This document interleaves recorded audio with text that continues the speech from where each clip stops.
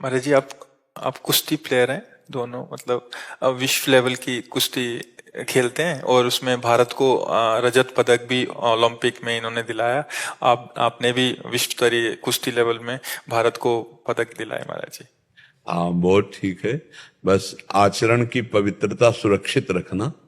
जब अपनी लौकिक उन्नति होने लगे तो अपने चरित्र पर अंकुश कर ले, चरित्र पर शासन कर। चरित्रहीन व्यक्ति ज्यादा दिन टिकता नहीं है।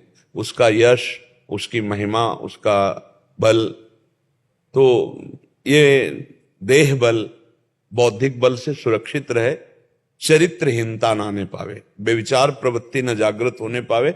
और माता बहनें जितनी भी है, चाहे जितना नजदीक संग हो, पर जहां पाणी ग्रहण संस्कार हुआ है अगर गृहस्थी में है, तो उसके अलावा फिर चरित्र पावन रखना।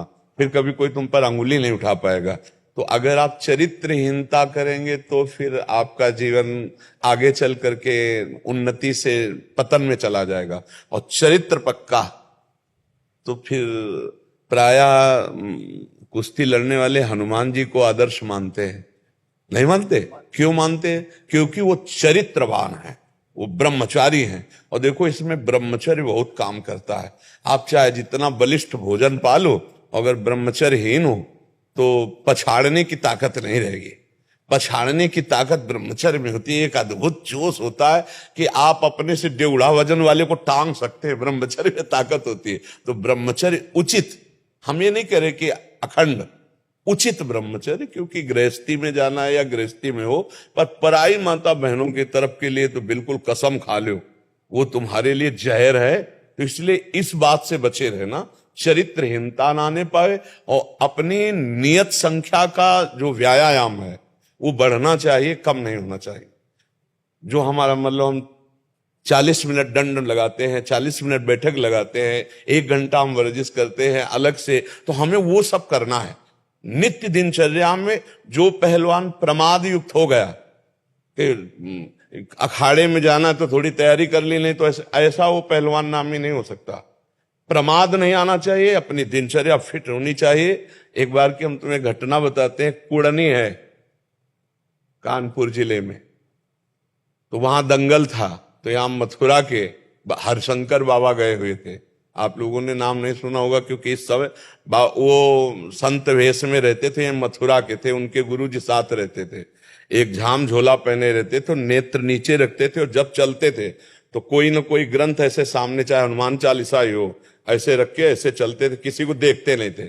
जब वहां पहुंचे कुड़नी में, तो ऐसे साधारण कपड़ों में पहलवान जब लंगोट पे आता है तब असली स्वरूप दिखाई देता है, नहीं तो उनको ऐसे समझो। उस समय 70,000 रुपए इनाम लगाया गया हरशंकर बाबा का। 40-45 वर्ष पहले की बात कह रहे। 70,000 रुपए। 5-6 पहलवान गए ऐसे, तो उनका 5-6 में पहले आप देख लो। तो उनका अगर इतने तुम में क्षमता नहीं थी तो अखाड़े में कैसे चढ़ गए?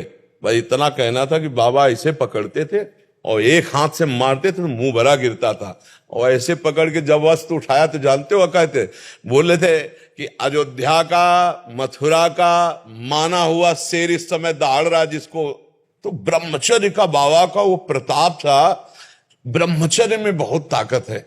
तुम लोग ब्रह्मचर्य पर थोड़ा ध्यान देना और पराई माता बहनों की तरफ देखना मत, तो इस लोक में भी उन्नति होगी, परलोक की भी उन्नति होगी। ठीक है? और हमें बहुत अच्छा, हमें वीर रस बहुत अच्छा लगता है। हाँ, हमारी किडनी खराब है ना, नहीं हम 45 मिनट दंड बैठक मारते थे। अच्छा, आपको किडनी खराब लगते हैं? हम हाँ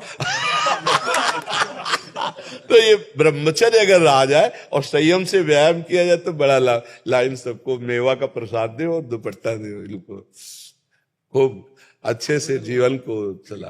ओलंपिक गेम होता है महाराज जी, ओलंपिक गेम होता है जो विश्व स्तरीय का सबसे ऐसा गेम होता है, उसमें भारत को रजत पदक दिलाया आपने दिला था। हाँ, बहुत ठीक, बहुत सुंदर। मतलब आप समझो कहीं कहीं खेले ही सही, पर पूरा भारत आपके साथ है। हार और जय आपके नाम पर होगी।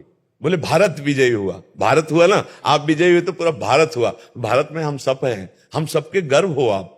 हाँ, अपनी दिनचर्या में मस्त रहो और संयम से रहो। जैसा अभ्यास करोगे वैसे पुष्ट होते चले जाओगे। अभ्यास बहुत बड़ी चीज है, बहुत बड़ी चीज है। अभ्यास में बहुत बड़ा दम है। और हमारा अभ्यास और ब्रह्मचर्य अगर दोनों मिल जाएं तो कुछ भी कर सकते हो। आप सच्ची मानना, ब्रह्मचर्य में अमोघ शक्ति है। पर ब्रह्मचर्य रोकना थोड़ा कठिन होता है, नहीं?